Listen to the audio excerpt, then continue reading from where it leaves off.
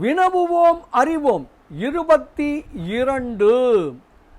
திருவாவடுதுறை ஆதீனம் 24வது குருமகா சன்னிதானம் சீர்வளர் சீர் அம்பலவான தேசிகரது பொன்னார் திருவடிகளை பணிவோமாக.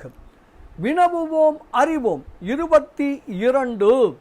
22வது வினா, மாயையின் குணங்கள் யாவை? இந்த வினாவிற்கான விடையை ஸ்ரீ அருள்நந்தி சிவம் அருளிய இருபா இருபகுது எனும் நூலின் 4வது பாடலின் மூலம் காணலாம். மாயையின் குணங்கள் 7. 1.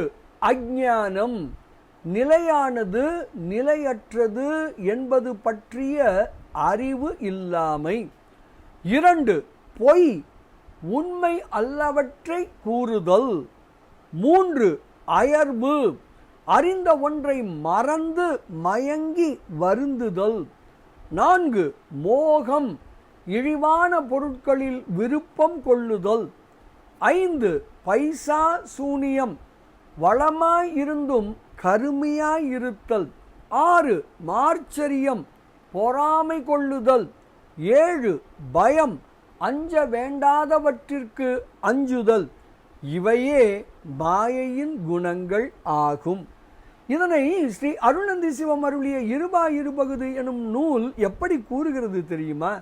அஞ்ஞானம், பொய், அயர்வே, மோகம், பைசாசூனியம், மார்ச்சரியம், பயம் ஆய 7 குணனும் மாயைக்கு அருளினை என்று ஸ்ரீ அருள்நந்தி சிவம் தனது இருபா இருபகுது எனும் நூலின் 4வது பாடலில் மிக தெளிவாக விளக்குகிறார். சரி, 22வது வினா என்ன? மாயையின் குணங்கள் யாவை? அதற்கான பதில் என்ன? மாயையின் குணங்கள் 7. 1.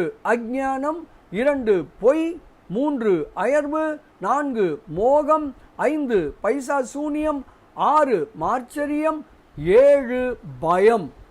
மாயை அறிவோம், அருள் உணர்வோம், சிவானந்தம் நுகர்வோம்.